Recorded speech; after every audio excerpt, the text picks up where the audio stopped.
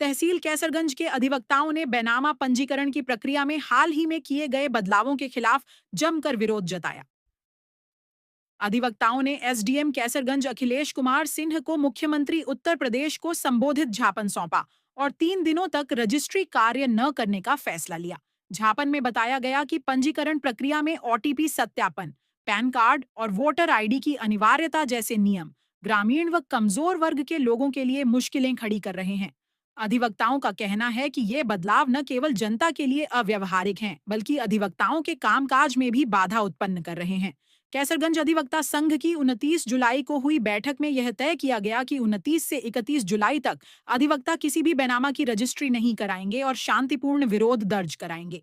31 जुलाई को अधिवक्ताओं ने नारेबाजी करते हुए रजिस्ट्री कार्यालय के बाहर प्रदर्शन किया और अधिवक्ता एकता जिंदाबाद के नारे लगाए।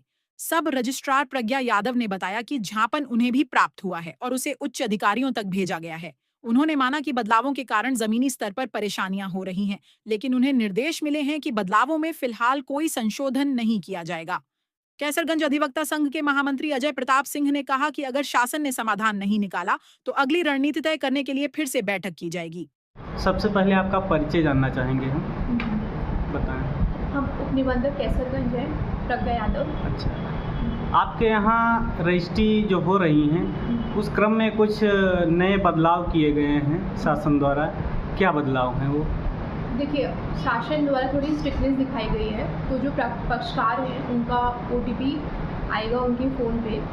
इसी वजह से यहाँ पे अधिवक्ताओं द्वारा प्रोटेस्ट की जा रही है कि उनको असुविधाजनक लग रहा है। आपको क्या लग रहा है, सुविधा होगी अधिवक्ताओं की कि नहीं होगी? नहीं, देखिए, जनरल पब्लिक को ऑब्वियसली जब अगर फ़ोन नहीं है तो थोड़ा तो दिक्कत है, लेकिन ओवरऑल इससे थोड़ा सिस्टम बेटर होगा। सिस्टम बेटर होगा, लेकिन अगर जो यह सुविधा हो रही है या होगी आगे, जो आपको भी महसूस हो रहा है, तो इस पे आपने अपने उच्च स्तर के अधिकारियों को कुछ अवगत कराया? हाँ, उनको अवगत कराया है। तो जैसे कि ये प्रोटेस्ट सबसे पहले नानपारा और महसी में भी थी, वहाँ पे तो काम शुरू हो गया है। वहाँ से क्या आश्वासन मिला है आपको, कुछ मिला है?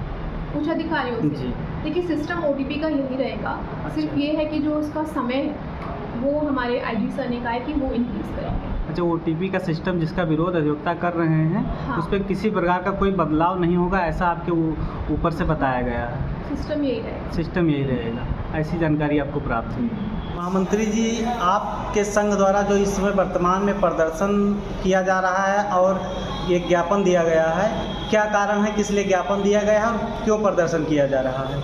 रजिस्ट्री में इधर तमाम नए नियम लागू किए गए हैं, जैसे क्रेता विक्रेता की ओटीपी, क्रेता विक्रेता अपनी ओटीपी देने को तैयार नहीं है, और खसरा आईडी, जबकि तमाम गांव के खसरे अभी ऑनलाइन नहीं हैं। इन सारे प्रकरणों को लेकर जन समस्याएं उत्पन्न हो रही हैं, जिससे अधिवक्ता, लीड राइटर, स्टाफ मेंबर सभी लोग परेशान हैं। इन्हीं नए नियम से जो समस्याएं उत्पन्न हो रही हैं, उन्हीं को लेकर हम लोग विरोध कर रहे हैं कि नए संशोधन न किए जाएं, नहीं तो रजिस्ट्रियां नहीं हो पाएंगी। जन समस्याएं आ रही हैं, लोग परेशान हो रहे हैं।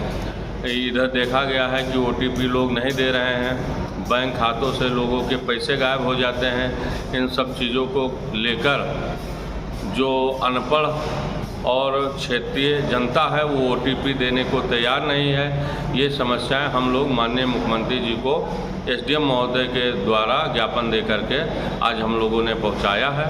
ये जो आपका प्रदर्शन है कब से कब तक चलेगा?